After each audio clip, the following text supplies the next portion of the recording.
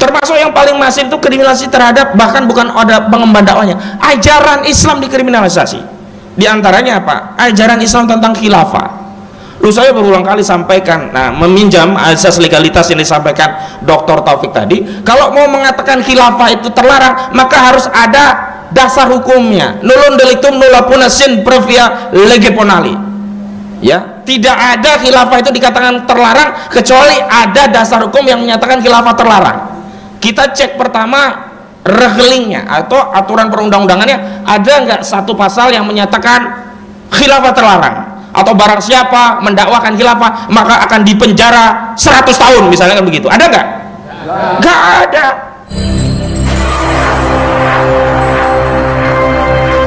Kepada Al-Mukarram Al-Ustadz Ahmad Husainuddin Sarjana Hukum kami persilahkan. Allahu Akbar. Bismillahirrahmanirrahim. Assalamualaikum warahmatullahi wabarakatuh. Waalaikumsalam warahmatullahi wabarakatuh. Alhamdulillah, alhamdulillahi rabbil alamin. Nahmaduhu wa nasta'inuhu wa nastaghfiruh wa na'udzu billahi min syururi anfusina wa min sayyiati a'malina. May yahdihillahu fala mudilla lahu wa may yudlil fala hadiyalah. Asyhadu an la ilaha illallah wahdahu la syarika lah wa asyhadu anna Muhammadan abduhu wa rasuluh.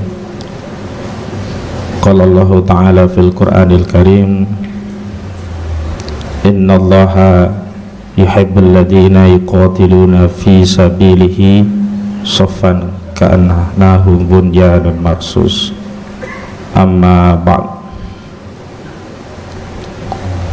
Hadirin sekalian dimuliakan Allah, para alim, para ulama, juga Syahibul Bait Kiai Haji Toha Yusuf Zakaria LC.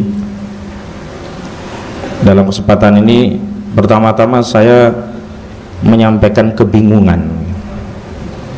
Saya mendapatkan nasib yang kurang lebih sama, baik di dalam pengadilan maupun di luar pengadilan. Di dalam pengadilan itu pengacara diberi kesempatan bertanya itu terakhir setelah hakim dan jaksa bertanya. Makanya kalau ada pengacara nanyanya ngaco-ngaco itu karena ya itu tadi, saya mau nanya apa sudah didului sama hakim dan jaksa begitu. Dan ternyata dalam kesempatan di luar pengadilan saya juga mengalami nasib yang sama. Ya, diminta menyampaikan paparan terakhir juga gitu loh. Dan saya jadi kebingungan mau menyampaikan apa gitu loh. Tapi saya diselamatkan oleh host karena ternyata sejak awal sudah dikasih tor gitu ya. Sehingga alhamdulillah Prof Suteki itu tidak ngambil jatah saya ya. Pak Taufik gak ngambil jatah saya. Jadi saya aman bisa menyampaikan apa yang sudah saya pikirkan. Soalnya kalau sudah memikirkan tiba-tiba disampaikan oleh Prof Suteki, loh aku terus sekarang ngomong apa gitu. Baik, secara khusus saya diminta untuk menyampaikan bagaimana kita melakukan advokasi terhadap fenomena kriminalisasi yang hari ini banyak menimpa para alim, para ulama, para tokoh, para aktivis kita begitu. Mungkin karena concern saya sebagai advokat sering melakukan pembelaan hukum, maka panitia memberikan ikhtiram kepada saya untuk menyampaikan itu, dan mudah-mudahan apa yang saya sampaikan ini adalah berdasarkan pengalaman advokasi yang kami lakukan bersama sejumlah rekan sejawat, para alim, para tokoh dan umat yang ikut turut serta membersamai proses advokasi. Yang pertama saya ingin sampaikan apa sih itu kriminalisasi. Kriminalisasi itu satu tindak atau peristiwa atau perbuatan yang bukan kriminal, bukan kejahatan, tapi dipaksa diseret sebagai menjadi tindakan kriminal. Umumnya tindakan yang bukan kriminal tadi berkaitan dengan dua hal. Pertama, aktivitas menyampaikan pendapat di muka umum. Yang kedua, aktivitas ibadah yang itu merupakan hak setiap warga negara. Padahal pasal 28 Undang-Undang Dasar 1945 kita itu memberikan jaminan ya kemerdekaan untuk apa? Berserikat, berkumpul dan menyampaikan pendapat. Tapi anehnya di era now ini orang menyampaikan pendapat itu banyak yang kena kasus. Yang kedua, di pasal 29 Undang-Undang Dasar 1945 juga ditegaskan bahwa negara menjamin kebebasan beragama dan menjamin ya setiap orang untuk beribadat sesuai dengan keyakinannya. Hari ini umat Islam yang menyampaikan dakwah, yang dakwah itu dalam Islam adalah bagian dari ibadah, di mana dakwah itu hukumnya wajib.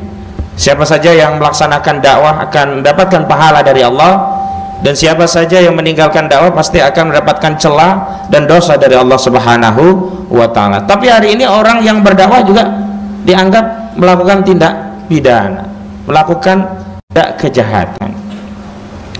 Dan umumnya tuduhan-tuduhan kepada orang yang menyampaikan pendapat, tuduhan-tuduhan kepada orang yang sedang menjalankan aktivitas dakwah yang merupakan ibadah, itu diantaranya dianggap hoak ya, pasal 14, 15 Undang-Undang Nomor 1 tahun 1946 ya, ini dianggap menyebarkan kabar bohong yang menerbitkan keonaran. Ya, kemudian apalagi dianggap melakukan pencemaran, pasal 31 KUHP atau pasal 27 Undang-Undang ITE. Kemudian yang ketiga apa? Dianggap menyebarkan kebencian dan permusuhan berdasarkan sara, suku, agama, ras, dan antar golongan, pasal 28 ayat 2 Undang-Undang ITE. Kemudian apa lagi? Dianggap bahkan melakukan penistaan agama. Orang yang sedang menjalankan ajaran agamanya dianggap melakukan penistaan agama. Ini tidak pernah terjadi kecuali di era sekarang ini gitu. Dan karena itu apa resolusinya atau apa yang harus kita lakukan untuk menghadapi masalah kriminalisasi ini gitu. Karena masalah kriminalisasi ini bukan hanya akan dialami oleh orang lain, tapi kalau kita diam pada akhirnya juga akan menimpa kita. Saya masih ingat benar ketika saya mengadvokasi kasus Ustadz Farid Ogbah, Ustadz Ahmad Zain An-Najah, Ustadz Anung Al-Hamad, saya katakan kepada sejumlah tokoh di Jakarta, jangan tidak memberikan pembelaan kepada para ustadz ini hanya dengan dalih ustadz ini bukan dari harokah saya, bukan dari organisasi saya, bukan dari pondok pesantren saya. Maka kalau sikap itu yang diberikan, suatu saat pasti kriminalisasi itu akan sampai juga kepada semuanya. Jadi jangan sampai kita mengikat ukhuwah kita itu berdasarkan harokah, berdasarkan organisasi, berdasarkan mana alumni pondok begitu. Maka benar sekali Pondok Pesantren Al-Islah ini kan visinya itu ingin menjadi rumah bagi seluruh kaum muslimin, sehingga tidak ada sekat-sekat, dan ini patut kita dorong untuk kita bawa misi Al-Islah ini untuk menyatukan umat dengan ikatan akidah la ilaha illallah Muhammadur Rasulullah. Jadi kadang ada sikap yang harus kita gerus, yakni apa? Khawatir kalau kita menolong saudara kita, kita juga akan kena kasus kriminalisasi. Ini kan naif sekali begitu loh. Janganlah, jangan tolong. Kalau kita tolong nanti kita diteroriskan juga. Jangan menjadi saksinya, nanti kita juga diteroriskan. Jangan menjadi ahlinya, jangan menjadi lawyernya.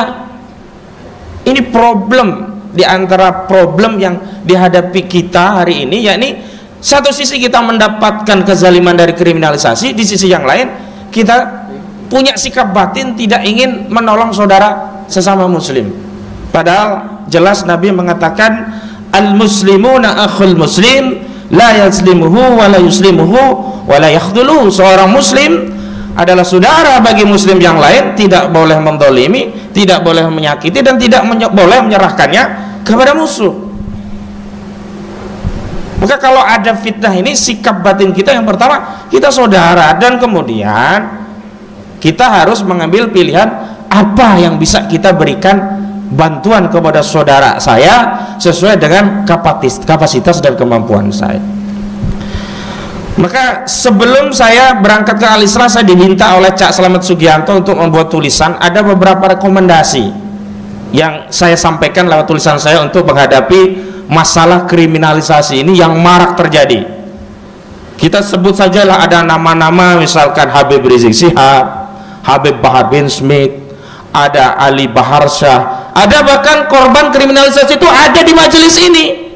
Kiai Heru Elyasa, coba pernah mondok 3 bulan ya Kiai ya.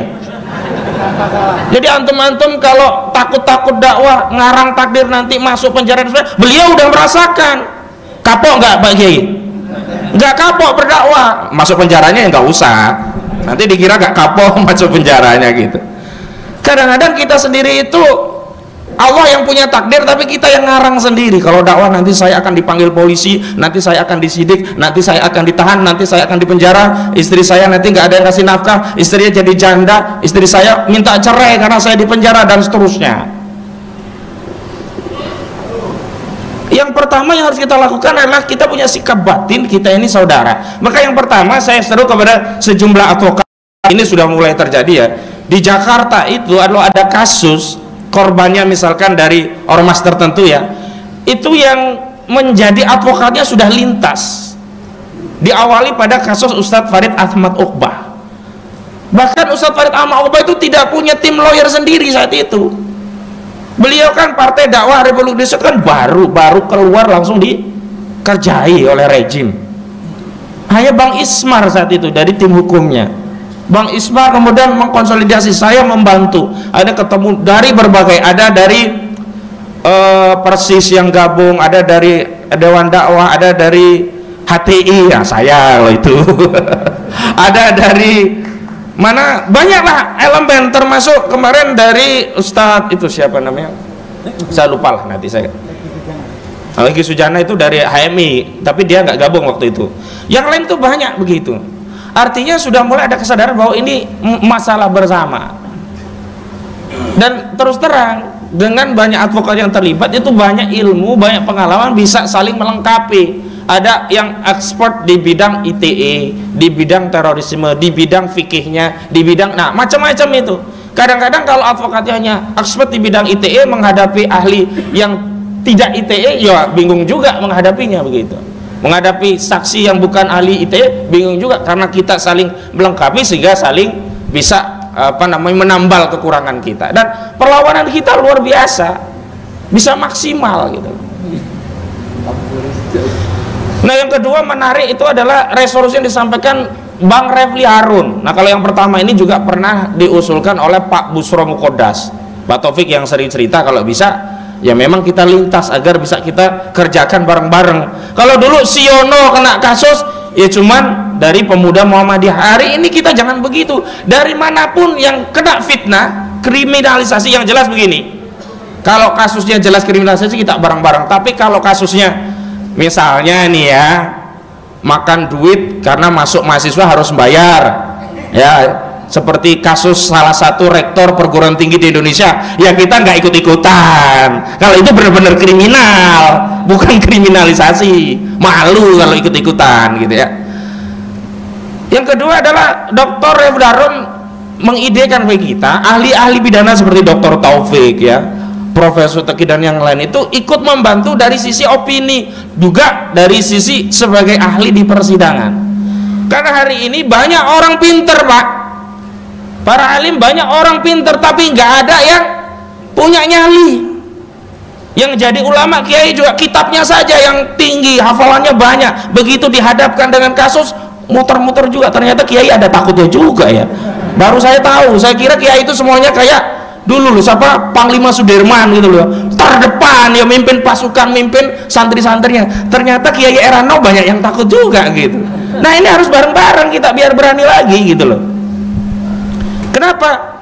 Contoh, ketika kita cari-cari ahli pidana untuk ya mengadvokasi kasus-kasus yang kriminalisasi, akhirnya untung ada Pak Dr. Taufik gitu loh. Coba kalau nggak ada Pak Dr. Taufik, mau kemana kita cari ahli pidana? Banyak yang ahli pidana, tapi nggak mungkin semuanya berani, apalagi kalau kasus kriminalisasi sekarang itu kriminalisasi oleh penguasa, oleh rezim. Beda dulu kasus ITE itu antara rakyat dengan rakyat. Misalkan undang-undang ITE dulu kasus pertama kan Prita Mulyasari, itu kan sengketa antara rumah sakit dengan pasiennya. Tapi undang-undang ITE hari ini itu sengketa antara rakyat dengan penguasanya. Dalam kasus Gus Dur benar yang lapor Dodo Baidowi, tapi kalau yang nerima laporan nggak memproses, jadi nggak itu perkara. nggak jadi gitu loh. Maka banyak yang harus kita kuatkan untuk bersinergi. Yang ketiga juga ada sinergi antara ulama tokoh juga umatnya, karena begini, statement-statement dari tokoh kiai itu sangat membantu dalam proses pembelaan hukum. Diam saja itu bermasalah, apalagi ngomong membenarkan. Misalkan ada kasus tertentu ulama malah mengatakan itu benar. Misalkan contoh Jaim Saidi, beliau itu hanya mempraktikkan ajaran Nabi, ingin kembali ke dinar dan dirham, bikin komunitas pakai mata uang dinar. Begitu ditangkap, ada ulama yang mengatakan, oh itu bertentangan dengan undang-undang negara. Ini justru memberatkan aktivis kita yang sedang kena masalah kriminalisasi. Nah semestinya harusnya banyak ulama yang mengatakan, oh kalau dalam Islam memang sistem keuangan itu berbasis dinar dan dirham, praktik kenabian juga begitu. Ada dinarnya Heraklius, dirhamnya Persia dulu yang dipakai. Nah itu kan menjadi kasus masalah dinar dirham itu memang nggak ada yang dirugikan dan menjadi biasa gitu loh. Karena hari ini kami tim hukum itu tidak hanya menghadapi masalah di persidangan, tapi juga menghadapi framing jahat di luar persidangan. Contoh, Ustadz Farid Ahmad Obah ketika ditangkap diantaranya dituduh melakukan pendanaan terorisme, Undang-Undang Nomor 9 tahun 2019 tentang pendanaan terorisme. Kemudian heboh berita dengan adanya penyitaan sejumlah propak amal ya yang ada di masjid-masjid ya, kotak-kotak amal masjid ada sekitar 900-an. Begitu masuk persidangan gak ada satupun pasal terkait pendanaan terorisme. Fitnah ini. Tapi apakah pernah Densus 88 mengklarifikasi? Tidak. Karena itu kita yang harus menjelaskan bahwa kotak-kotak amal masjid itu bagian dari sedekah. Wong hari ini kita menghimbau jamaah untuk sedekah saja susahnya luar biasa, tiba-tiba ada framing kotak yang ada di masjid untuk pendanaan terorisme. Ini jahat atau jahat gak? Begitu di persidangan tidak ada satupun pasal, saya yang menangani kasusnya, tidak ada satupun pasal tentang pendanaan terorisme. Tapi kalau di search, silahkan cari di Google, dulu diberitakan diantaranya Ustadz Farid Obah itu melakukan pendanaan terorisme. Tidak ada satupun kotak amal yang dihadirkan di persidangan. Yang ketiga, yang keempat ini yang paling ya penting, ternyata hari ini selain pertarungan hukum juga pertarungan opini. Karena itu kita butuh youtuber ya, influencer meskipun channelnya kecil-kecil tapi ini seperti lebah gitu ya, ini saling menguatkan. Misalkan tulisannya hanya dari Prof.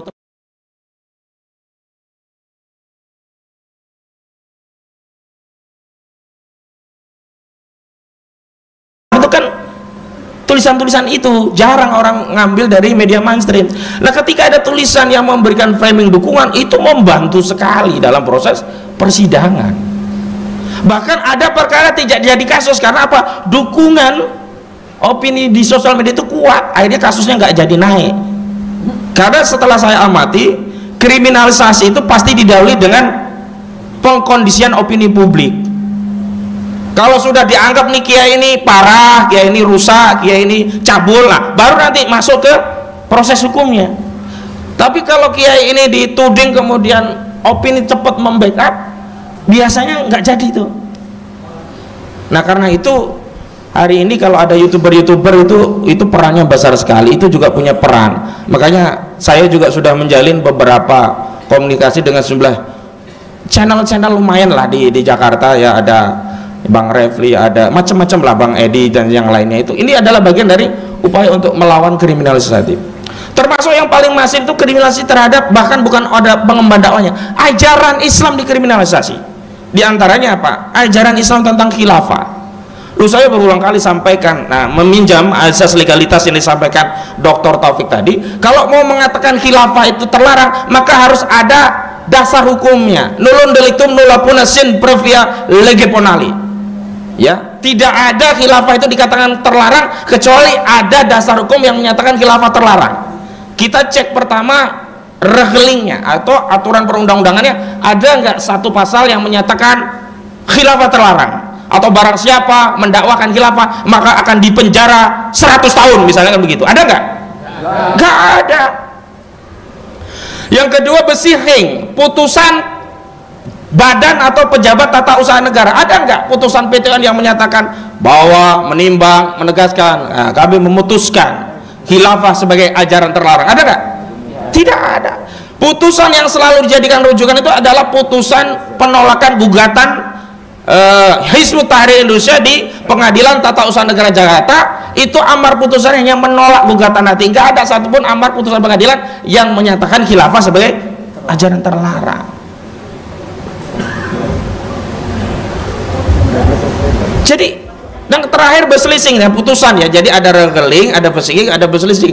3 jenis dasar hukum itu tidak ada satupun yang menyatakan khilafah sebagai ajaran terlarang. Hari ini mulai. Nah, karena itu kalau mereka memframing khilafah terlarang, maka semua di antara kita yang punya ikatan akidah Islam kuat itu harus lebih ramai mengatakan khilafah adalah kewajiban, ajaran Islam. Lah kalau kita diam, maka omongan yang menyatakan ajaran khilafah ini kejahatan ini akan dia benar. Maka umat akan dijauhkan dengan ajaran agamanya gitu. Karena itu hari ini diantara bentuk perlawanannya juga kita harus melakukan perlawanan dengan dakwah, menjelaskan, mendatangkan al-haq. Gak mungkin al-batil itu pergi kalau kita diam tidak menyampaikan al-haq. Apalagi kita menyandarkan kepada Nasrullah, nanti suatu saat pasti akan tiba masanya di mana khilafah akan didukung seluruh umat, dan saat itulah kita akan menyampaikan khilafah ajaran Islam. Ya enggak teko, kapan tekani tekan kuno. Wong kita disuruh dakwah kok malah kita menunggu risalah dari langit. Memangnya kita nabi? Wong risalah sudah selesai. Nah, yang terakhir ini yang paling penting saya kira, membersamai di pengadilan seperti kasus Gus Nur yang saya tangani. Kami kira dulu itu kita mau habis-habisan dibawa ke Solo. Ternyata di Solo banyak ikhwan-ikhwan kita yang membantu membersamai dalam proses persidangan. Dan itu melegakan bagi orang-orang yang kena musibah. Mereka itu menjadi lebih kuat. Saya ada cerita 2 ini ya, Bang Munarman sama Louis Sungkarisma. Bang Munarman saya dapat cerita dari Aziz Januar, Louis Sungkarisma cerita tentang Alvin Lim. Jadi mereka-mereka yang hari ini dipenjara karena dikriminalisasi, itu mereka bahagia mendengar kabar kalau kita yang di luar itu tetap menyampaikan kebenaran, tidak mingkem, tidak diem, mau menyuarakan apa perjuangan mereka gitu. Coba bayangkan kita udah di penjara karena berjuang, teman-teman kita setelah kita di penjara ternyata di luar pada mingkem, pada nggak ada berani ngomong aja kagak berani. Itu juga membuat mereka bersedih gitu loh. Dan lagi pula begini loh, ketimbang kita capek dibela orang, apakah tidak lebih baik kita mengambil pilihan capek membela umat? Karena pasti kita nanti akan dibuat capek, kalau enggak membela pasti dibela gitu loh. Nah, di titik itulah saya menghimbau kepada para alim semuanya, kalau ada ulama di antara kita kena masalah, ayo bareng-bareng dibela. Lawyer-lawyer juga melakukan konsolidasi, ahli hukum juga konsolidasi, YouTuber juga berkonsolidasi, karena yang dihadapi bukan hanya kasus hukumnya, tapi framing negatif terhadap kasusnya. Semalam saya juga dapat cerita dari Kiai Haji Toha Yusuf Zakaria, salah satu tokoh, salah satu ulama kita yang di framing jahat sekali gitu. Ini terjadi pada siapa saja kalau kita tidak melakukan aktivitas sinergi bersatu. Nah, memang ketika kita hendak bersatu, disitulah pentingnya sikap batin kita untuk menginsyafi bahwa tidak semua orang itu seperti keinginan kita. Ada beberapa hal atau banyak hal yang kita harus mengalah demi persatuan umat. Kalau kita maunya ego seperti yang kita inginkan, ya nggak jadi, nggak ada sinergi gitu loh. Makanya saya selalu mengajak fokus kepada hal-hal yang ini menjadi masalah kita bersama. Kriminalisasi masalah kita bersama, dakwah penegakan syariat Islam ini adalah concern kita bersama, sehingga kita tidak terpecah dengan narasi-narasi pinggiran yang justru itu akan menjauhkan kita antara satu dengan yang lainnya, dan itu akan membuat kita makin teralienasi dari umat. Kalau teralienasi dari umat, mudah sekali di framing. Kalau sudah mudah di framing, mudah sekali dikriminalisasi. Kalau sudah mudah dikriminalisasi, setiap saat itu tinggal ngitung mana dulu yang mau dikriminalisasi. Saya kira itu yang perlu saya sampaikan, dan mohon ini menjadi perhatian bersama, karena sekali lagi Semestinya yang takut di tengah-tengah umat bersuara itu adalah mereka yang zolim, bukan kita yang benar.